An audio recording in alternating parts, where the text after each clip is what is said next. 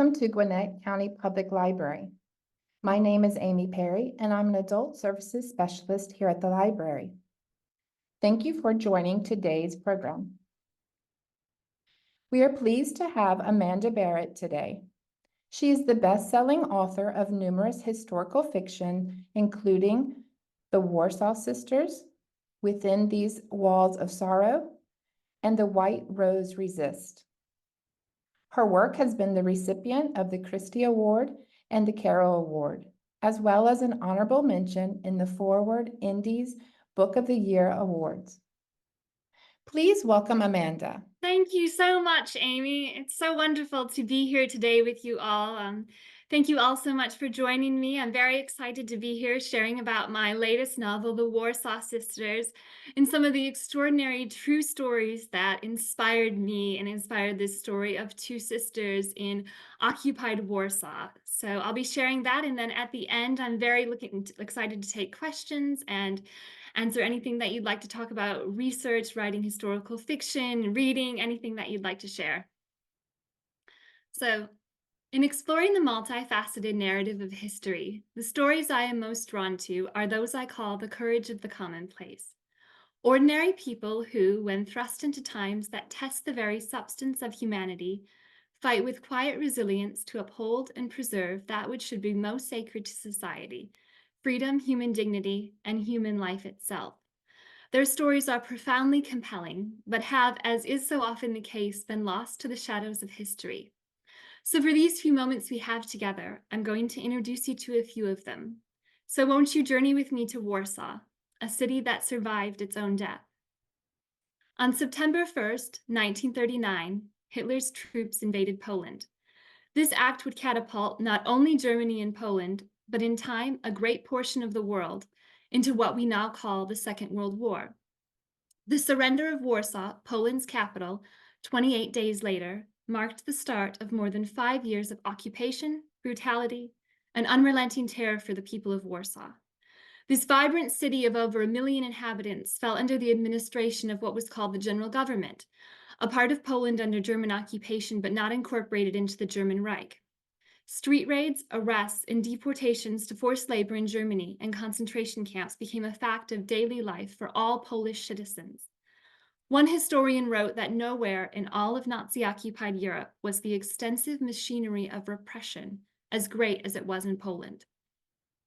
More than 5 million Polish citizens perished during the Second World War, approximately 3 million Jews among them. In the autumn of 1940, the occupation authorities ordered the establishment of what they called a Jewish district in the city of Warsaw. It would become the largest ghetto in occupied Poland. In time, 460,000 people would reside within the ghetto, an area of 1.3 square miles surrounded by a 10-foot-high brick wall crowned with barbed wire and bits of broken glass to prevent anyone from trying to escape by scaling it. The ghetto had been established in an area of the city where many of the buildings were run down and lacked modern amenities. In many flats, 6 to 7 people lived in one room. Think about that for a minute. Imagine sharing a room with 6 other people, some of them strangers, not just for a day or two, but month after month. Imagine walking down the street and passing children on the sidewalks begging for bread, and you have to turn away from their cries because you don't even have enough to feed your own family. Imagine seeing the body of someone who had died from starvation just lying on the street, and imagine becoming used to that sight because it was so common. Imagine a deadly epidemic, typhus, spreading rapidly, in the fear of one of your family members falling victim. And again, because it's so crowded, how do you protect your family? How do you keep your clothes free from the lice? These were the realities faced by the ghetto's inhabitants. Between 1940 and mid-1942, 83,000 people died, mainly from disease and starvation. But the worst was yet to come. In July 1942, the occupation authorities ordered the deportation of the ghetto's population. Each day, a human quota of between 6,000 to 7,000 men, women, and children had to be met. They were rounded up and loaded into rail cars. The official announcement stated that these people were being sent to do labor in the East. The German authorities even offered an incentive: anyone who volunteers for resettlement will receive 3 kilos of bread and 1 kilo of marmalade. With starvation widespread, many people reported voluntarily for deportation. They did indeed receive their 3 kilos of bread, and they were crowded into the rail cars. The majority of the trains arrived at a station near a village called Treblinka, approximately 50 miles northeast of Warsaw. Nearby was one of the 3 camps established as part of Operation Reinhard, the Nazi plan to eliminate the Jewish population.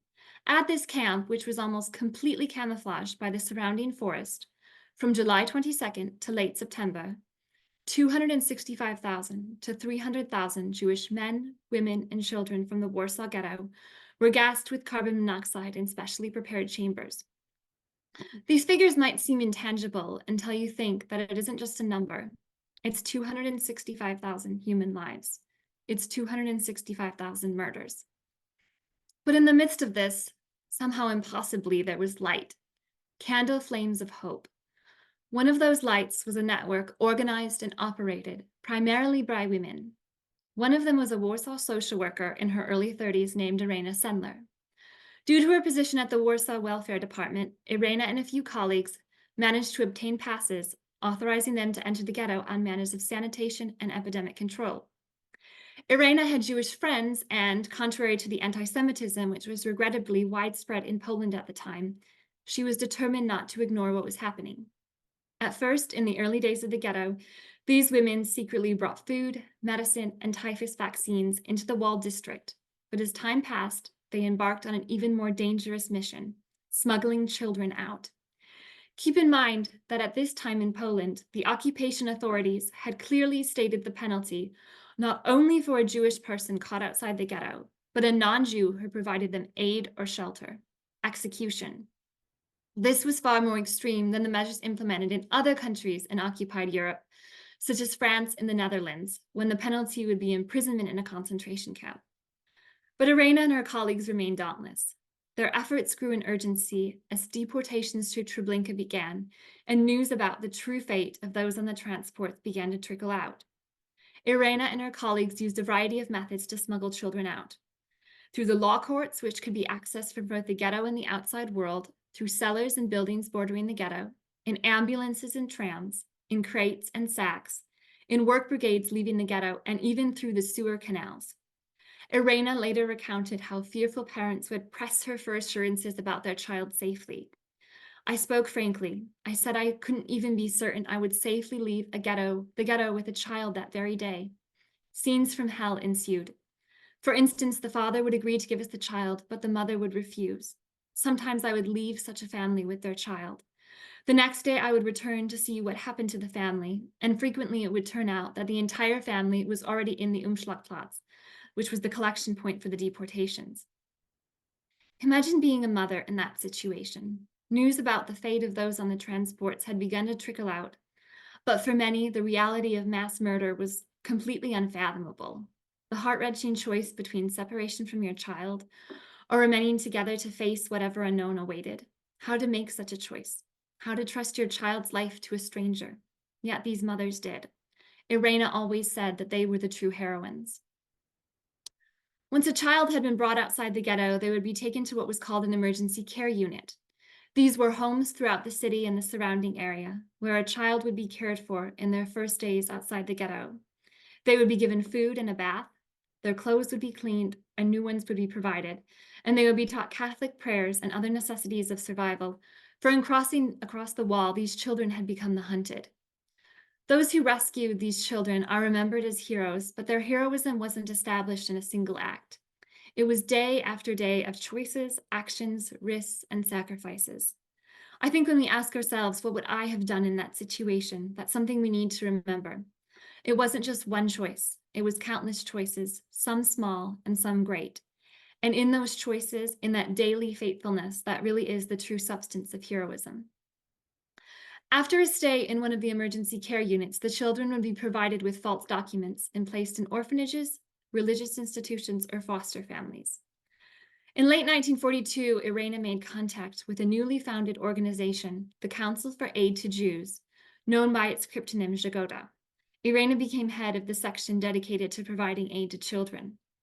Her work continued until late October 1943, when the Gestapo arrived at her flat early one morning. There had been an arrest of a woman who used her laundry shop as an underground contact point. Interrogated and tortured, the woman betrayed Irena's name. As the Gestapo stormed up the stairs to her flat, Irena managed to quickly give the small rolls of tissue paper on which she had written information about the children helped by the network to a fellow member of the network who had been visiting at the time, and the woman was able to conceal them under her dress. Irena was taken to the infamous detention center on Susha Avenue. The Gestapo didn't suspect Irena, a blonde woman in her early 30s who was barely 5 feet tall, could possibly be a leader in the underground.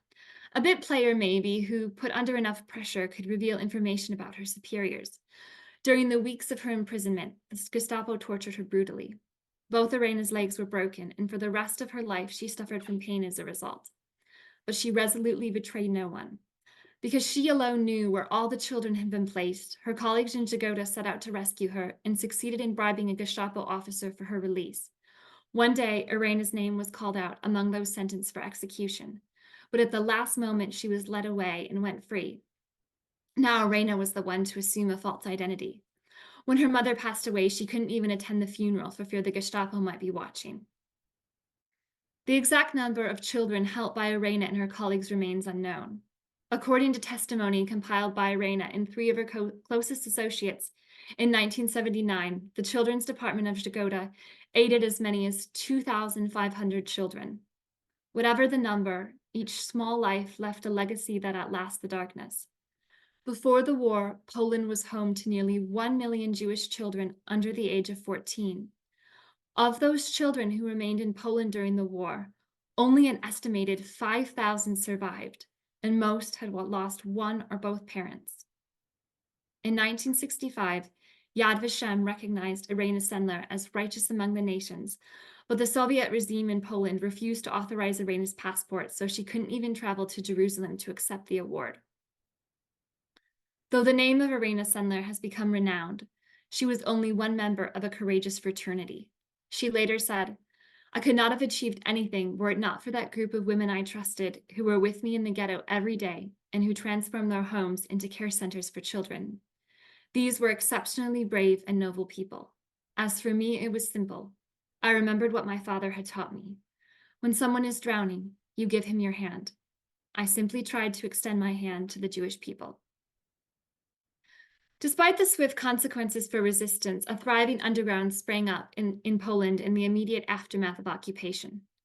By 1940, 140 separate underground groups had been formed in the city of Warsaw alone. The history of the unification of the Polish resistance is complex, but on February 14, 1942, the organization officially became known as the Armia Krajowa, the Home Army. The Home Army wasn't merely a resistance group, but the armed forces of the Polish underground state, subordinate to the government in exile in London. By 1944, it had become one of the largest resistance movements in occupied Europe, with over 350,000 soldiers throughout Poland. During the years of occupation, the Home Army carried out all manner of resistance, from the so-called small sabotage operations, such as distributing leaflets and painting the anchor symbol of the underground on walls, to blowing up trains supplying the Eastern Front, to even carrying out executions of members of the Gestapo and SS. Young women were key figures in the Home Army, as they could easily walk through the streets of Warsaw, carrying underground newspapers in their handbag or ammunition in their market basket, innocuous girls who became steely foot soldiers. The Home Army also amassed weapons and trained their members in preparation for future battle. The idea of a larger coordinated insurrection had been brewing for some time, but it wasn't known where it would take place or whether Warsaw would even be involved. Flash forward to the summer of 1944. Germany's defeat seemed not only possible but inevitable. The advancing Red Army forced German troops to retreat, and German civil authorities evacuated Warsaw in droves as the Soviets surged across Poland in a massive offensive operation. The Allied invasion of Normandy began in June, and the attempt on Hitler's life on the 20th of July gave further evidence of the collapse of the Reich. With the Soviets approaching Warsaw and the Germans fleeing, this seemed an opportune time for action. Not only would the uprising be a battle against the hated occupiers, but a political move against the Soviets and the threat of communist rule, which would simply mean trading one occupation for another. The Polish people would reclaim their city, Poles liberating instead of being liberated. On the evening of July 31st, the leadership of the Home Army issued the order for the uprising to begin at 5 p.m. the following day. The next day, August 1st, thousands of men and women filled the streets of Warsaw, hurrying to their posts in silent accord. They wore overcoats to conceal weapons and carried rucksacks and parcels filled with ammunition and supplies. At various points throughout the city, they assembled, donning white and red armbands that had been stitched and stamped by the female members of the Home Army. On the first day of the battle, only 10% of insurgents had weapons. Many were armed with only a single hand grenade, most manufactured by the Home Army in clandestine factories. In the first days of the battle for Warsaw, an atmosphere of freedom and euphoria prevailed as the Home Army captured large swaths of the city. However, they failed to gain control of key bridges, railway stations, airports, and main military and police installations. The Home Army began the uprising with the expectations that the Soviets would reach the city in a few days and provide military support. But the Soviets did not arrive, and soon the tide began to shift. In response to the Polish insurrection, Hitler and Himmler issued the order, "Every citizen of Warsaw is to be killed, including men, women, and children. Warsaw has to be leveled to the ground in order to set a terrifying example to the rest of Europe." German reinforcements mounted a counterattack, and as they overtook the districts of Wola and Ochota, they ruthlessly murdered civilians. The Wola massacre would become the largest single battlefield massacre of the Second World War. Over the course of just a week, an estimated 40,000 to 50,000 civilians in Wola alone were rounded up and slaughtered by SS and police units. One of the most devastating testimonies I encountered in my research about the massacre in Wola came from a woman named Wanda Lurie. Wanda was rounded up and taken to a factory complex in Wola where executions were being carried out. She was heavily pregnant, and with her were her 3 children, aged 11, 6, and 3.5. Waiting outside the factory gate in a mass of people, listening to shots coming from within, surrounded by guards, Wanda tried to keep to the back of the line for as long as she could, hoping something would happen, somehow rescue would come. But in the end, she and her children were forced through the gates into the factory where they saw heaps of corpses, hundreds and hundreds of bodies. Wanda pleaded with a guard to save her and her children, offering him some jewelry as a bribe. The guard seemed ready to accept, but then the officer in charge intervened, shoving them back into the group awaiting execution. Wanda's 3 children were shot in front of her and fell among the bodies. Wanda too was shot, but survived. Wounded, she lay among the growing pile of corpses as more people were brought to the factory as the killing went on. For 3 days, Wanda remained there, lying beside the bodies of her children. Only when she felt her unborn child kicking for life inside her did Wanda gather the strength to rise, and somehow she managed to escape the factory. As August passed, German artillery and bombers besieged Warsaw's Old Town. Their bombing missions would start early in the morning and continue every half an hour until evening, decimating buildings and leading to immense loss of civilian life. These civilians, mothers with small children, the elderly, found themselves on the front lines of an increasingly desperate battle. They took refuge in cellars where they remained for weeks, running out of food, water increasingly scarce, trapped and waiting for whatever end would come. Throughout the course of the uprising, 40,000 to 50,000 people took part in the Home Army, and there were around 12,000 women among them. They served as couriers, nurses, and combatants, suffering and sacrificing as soldiers. Exploring their stories was a profoundly moving experience. I think of Christina, only a teenager when the uprising broke out. She became a medic and stretcher bearer, scrambling over rubble to collect the wounded and carry them to first aid posts, one of the many teenage girls functioning as makeshift ambulances. She had only basic medical training, and the Home Army had limited access to medical supplies. "You get used to seeing blood," she later said, "but you don't get used to suffering." Other women served as couriers. Often they were the only link between units because the Home Army didn't have field telephones. They delivered messages under fire at risk of bombs, artillery, and snipers. To make sure a message would get through, often a commander would send 2 couriers with the same message, for if one was killed, the other would hopefully still be able to deliver the necessary information. Many who served in the Home Army were in their teens and early 20s. They were young and idealistic. As one woman who served as a courier later recalled, We were ready to give everything, absolutely everything, for freedom. In the heightened atmosphere of battle, romances blossomed and bonds deepened. A ravaged city may seem an improbable place for a wedding, but more than 250 marriages took place during the uprising. The ceremonies were rushed, unions officiated by priests who spent the majority of the fighting, offering comfort to the dying and holding services for the fallen. In these desperate times, these young couples clung to any semblance of normalcy. A groom would pick flowers from an overgrown balcony. A bride would borrow a clean blouse from a friend. Couples would exchange curtain rings in place of wedding bands. One evening, a young Home Army soldier who went by the pseudonym of Hawk and his sweetheart Helena decided to marry. During a reprieve in the artillery fire, they made their way to a cathedral. One of the witnesses at their wedding had to be carried in on the back of one of his friends as he'd been hit in the legs on his way to the church. Hawk and Helena pledged themselves together before a priest. After a brief celebration, everyone returned to their positions. Within moments, the artillery barrage resumed. Both Hawk and Helena were killed. In their death, as in their love, they were united. District after district fell as the weeks passed. Home Army soldiers fought fiercely and suffered heavy casualties. The battalion in my novel suffered a casualty rate of 70%. Nearly all of the soldiers in that battalion were in their teens and early 20s. Among the fallen were some of Poland's finest youth, poets, musicians, and artists. As one man said, "We are part of a nation whose fate it is to shoot at the enemy with diamonds." Finally, with the city a wasteland, the Home Army desperately short of ammunition and weapons, the civilians starving, the Home Army surrendered on October 2nd, 1944, having fought for 63 days. As many as 180,000 civilians and 18,000 Home Army soldiers perished. After the surrender of the Home Army, the Germans expelled nearly the entire population of Warsaw. They were processed through a transit camp and deported to forced labor in Germany or simply sent to other parts of Poland. Others were sent to concentration camps, including Auschwitz. Home Army soldiers became POWs. Following the suppression of the uprising, Hitler reiterated the order that the entire city be razed to the ground, an act of revenge which had absolutely no military grounds. After the city was looted, crews with flamethrowers and dynamite annihilated what remained.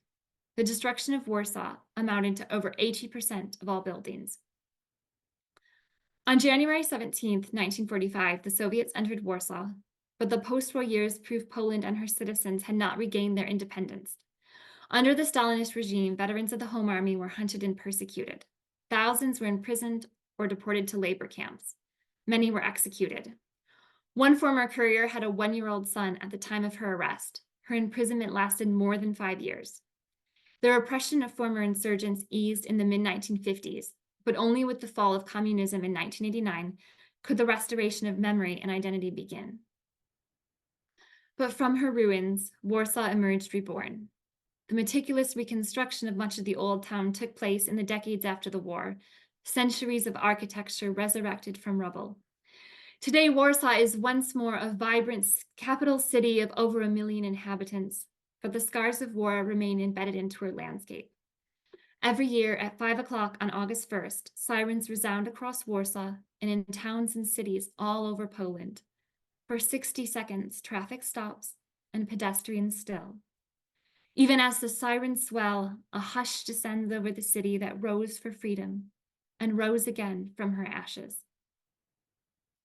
Bringing these stories to the page was the process of exploration and discovery, a journey that led me from stacks upon stacks of books as I sought to gain a perspective not only of the historical panorama, but also the deeply personal experiences of individuals, to a museum that housed a collection of archives related to the Polish resistance. I held a cap and a helmet worn by Home Army soldiers during the uprising.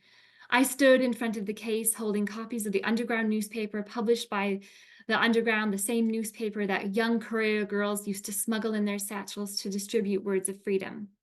It was a very personal journey because my great-grandparents immigrated from Poland and Polish culture and traditions formed a part of my childhood. Story is a powerful vehicle for remembrance. And as more and more Holocaust survivors and World War II veterans pass each year, remembrance and the preservation of history becomes even more imperative. I wrote the Warsaw Sisters as a tribute to what I call the sparks of light in the night of war, the ordinary who quietly resisted. Their legacy is one of courage birthed by adversity and extraordinary sacrifice. They did not seek to become heroes, yet the imprint of their heroism endures. So that is what I have to share with you. And now I would really love to open it up for questions. If you have any questions about the history of or writing or anything else you'd like to ask about. So what would you all like to talk about? Well, thank you so much, Amanda. That's very interesting to learn about that part of our part of the world's history. I did see a comment and a question for you. So one is thank you for writing Within These Walls of Sorrow, and congratulations on its recognition as a Christie Award novel of 2023. And that same attendee also had a question for you. They've enjoyed some of your other books, but they want to know, how did you get interested in World War II, especially at your young age? Well, thank you so much for your question. Thank you so much for your praise about Within These Walls of Sorrow. That was a story I was very privileged to be able to share. World War II history is something that I have been passionate about ever since I was probably around 8 years old when I read The Diary of Anne Frank. And that book really opened my eyes to the human stories of the Holocaust. Stories really, I think that, as I said, story really is a powerful vehicle for remembrance. And the personal story of Anne really touched me at that. And from then on, I continued to delve into that history and explore as many books as I could. I used to go to my local library and ask the librarian for whatever I could find about hidden children of the Holocaust, the children of the Holocaust, World War II. So that really sparked a lifelong interest. I didn't really consider writing World War II fiction until I came across the story of a man named Dietrich Bonhoeffer, who was a pastor. He was involved in the anti-Nazi resistance movement in Germany, and he was engaged to a young woman named Maria von Wedemeyer. And I had heard about Bonhoeffer's story, as many people have, but I really didn't know anything about Maria. I wanted to know, what about her? What about this woman who captured the heart of this man? And so that led me on a journey to reading their love letters, which were published, and as much as I could about their story. And the more I delved into that, the more I thought this needs to be a novel. And so that became my novel, My Dearest Dietrich, a novel of Dietrich Bonhoeffer's lost love. And research for me is very much like unwrapping layers of tissue paper. Each layer leads to fresh discovery and more stories. And so the more, as I continue to delve, I come across so many stories. My Dearest Dietrich led to my next novel, The White Rose Resists, which is inspired by the true story of a group of German college students. One of them was named Sophie Scholl, and she was only 21 years old when she was involved in printing and distributing leaflets calling on the German people to rise up against the evil permeating their country, which was very extraordinary due to the oppression of any kind of free speech in Germany at the time. And there was this whole group of young people who did this, and many of them were unfortunately imprisoned, and many of them paid with their lives for their courageous resistance. And the more I explored their story, the more I wanted to share that in a novel, and that became that novel, The White Rose Resistance. So it's just, to me, it's such a journey of exploration and coming across new stories. And the more that I come across, I'm currently researching and writing another novel that's also set in Poland, and it's another little known story. So it's just, there are so many little known stories, despite the fact that the Second World War has been written about extensively, but there are still so many stories yet to be shared, and I feel really privileged to be able to do that. Great, thank you. And also, for those of you who are interested in purchasing any of Amanda's books, we do have the link there in our chat. Feel free to take a look at those wonderful books that she's offering. And so another question came in. In your research, have you found out more about your own family ancestry? And was anyone involved in the Home Army? That is such a great question, and it's one I've got asked quite a bit as I've been sharing about this. My family, my great-grandparents immigrated to the United States before World War II broke out, so they were not currently living in Poland at the time, but I'm certain that there were relatives over there experiencing the wartime years, and I haven't been able to discover too much about them yet. I really would love to, at some point, delve into their stories and delve into that, and possibly take a trip over to Poland to be able to do that further, because so the war in Poland touched every individual, and there are so many untold stories, and so I'd really love to find out the ones that were personally related to me. Thank you. Another question is, how do you write despite the hard things that you have learned about as you are doing your research? Yes, this is another question I get asked quite a bit, how because these are very heavy topics, and they are, and I definitely have to pace myself when it comes to research, be intentional about stepping back, taking time to do other, to pour into myself in the midst of doing this. But I always really return to my passion for these stories, my passion for sharing the stories of ordinary people, and these stories need to be shared now more than ever as we continue to lose World War II veterans and Holocaust survivors. It just becomes so imperative that we keep learning this history so the next generation doesn't forget. So I really keep that in my heart in the moments when that research becomes overwhelming. And I also think about those who were small lights, people like Irena Sendler, people like the women who fought in the Home Army and all that they endured. And it's just such an honor to be able to explore their stories and pay them tribute in some small way through my novels. So that's really something I'm very thankful to be able to do. Thank you.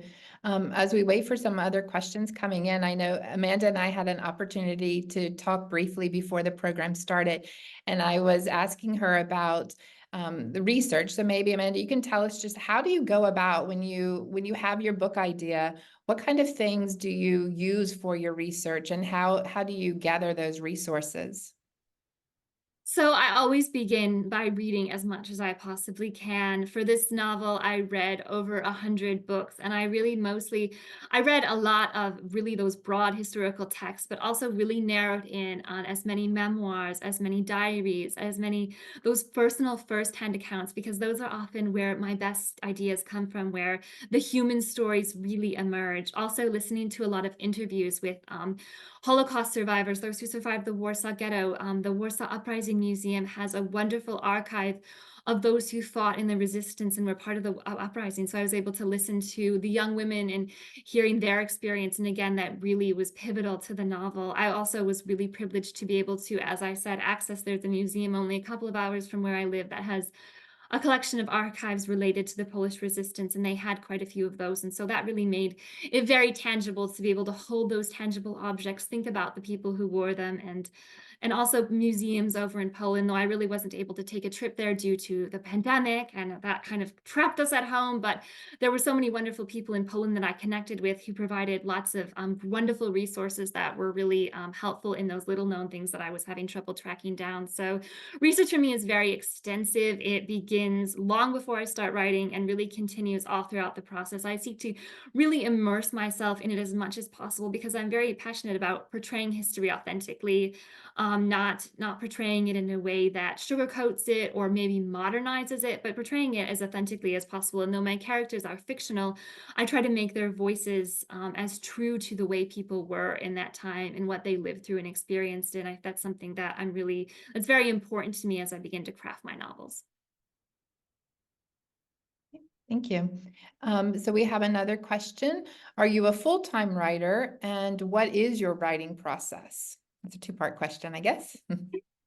So yes, currently I do write full time. I've released last year I had 2 novels releasing, so that was a very busy year. And my writing process, as I said, is very steeped in the research. That's always where I begin. It always informs and influences, and it's basically like my anchor that anchors everything else I do. I always begin by creating a very detailed synopsis slash outline that will be several pages long that kind of sketches out the whole story. And though so much of that changes because as I can continue to have new ideas or something isn't working, I will kind of mold that. But there is parts of it that do remain the same. I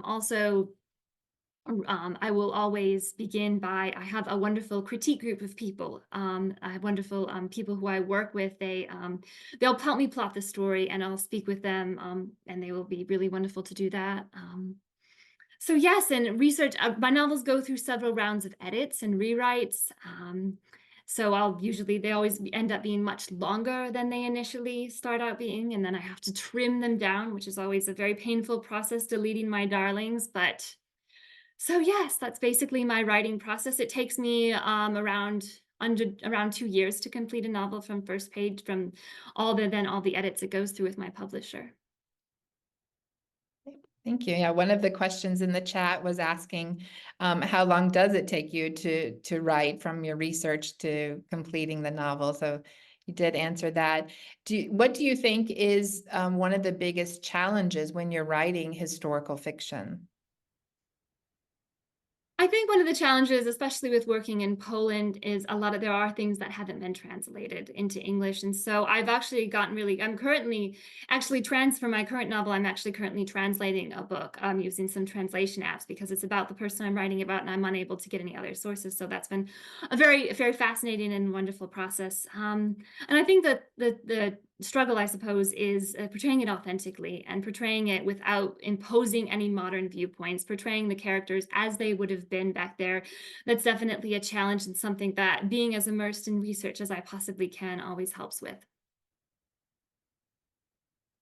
Okay, I think we have time maybe for one or two more questions. So if anyone wants to add it into the chat or the Q&A, feel free to. I'm going to ask one more question while we're waiting. So compared to your writing that you did maybe a few years ago, what are you most proud of as you develop as a writer?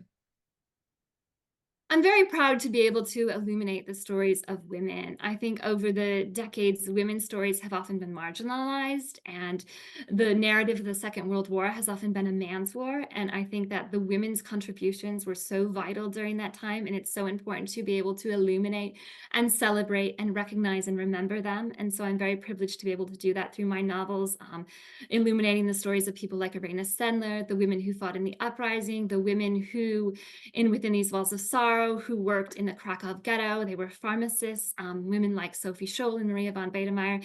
Just to be able to celebrate and remember their stories is something I'm very proud and very grateful to be able to do. Thank you. And it's important. Of course, this month is Women's History Month. So I'm so glad that we get to showcase you and your work as well, to encourage others to find out about these amazing women and women that were involved in these war efforts that we don't know much about, right? I think there was one more question. Let's see. Will you consider other countries to write about during the World War II era? Absolutely. I would very much love to explore other countries. And I've read so many memoirs of places like France and the Netherlands, and there are so many stories there I would love to explore. Like I say, the one I'm currently working on is also set in Poland, but in the future, I'd really love to be able to explore some of those other stories. Okay. Looks like we have two more questions that just came in. So lots of people are interested in what you have to say. So what are some books you have in the pipeline or ideas, some of the ones that you want to do? So I can't share too much about future projects yet, but as I said, my next one is also going to be set in World War II Poland, and it's another little known story of courage and resistance and women's resistance, which is something that I'm really excited to be able to explore. I always tell people, if you sign up for my newsletter, which you can find on my website, amandabarratt.net, or follow me on Facebook and Instagram, you'll be the first to hear when I can finally share, when I can finally reveal the cover and all of that. So I really hope that you're able to do that, and I'm very excited about what is to come. Right. Yeah, it's always exciting to see that book cover. And I know readers are always looking forward to the next one, right? So the last question we have here is, why do you think there is such an interest in World War II novels recently? I think it's really linked to the fact that it is fading as far as living survivors. And so I think that really has peaked. I also think the popularity of some really well-known books, things like Kristen Hanna's The Nightingale, We Were the Lucky Ones, The Tattooist of Auschwitz, novels like that, I think really have led to opening the doors for people to understand this era. And I think historical fiction can really be a wonderful stepping stone. Though to me, historical fiction should absolutely never replace reading a memoir, listening to a survivor's testimony. It can really be a point to furthering awareness and getting people interested. And that's one of the reasons I'm very passionate about writing it. But it is really wonderful to continue to see that interest. And I hope it's something that really a trend that continues as a reader. I love reading historical fiction and then also reading nonfiction about World War II. And it's just really wonderful to see the surge of interest in that. Great. I think it's so important. The historical fiction might catch our attention and our interest, but then also having that balance of getting back to the real facts or the memoirs that were written. I love that having that balance is so important to get a true overview of what was happening. But definitely the historical fiction is what's going to captivate us probably the most. Yeah. Okay, I think that is all the questions. If you have one more, we have just a second. Otherwise, Amanda, we are so thankful for you taking time out of your schedule to share some of your stories and how you come about doing that. We really appreciate hearing about it, and we do look forward to seeing that book cover of the next Amanda Barratt book. Oh, thank you so much. It's been such a joy to chat with you all today. Spend time with you all.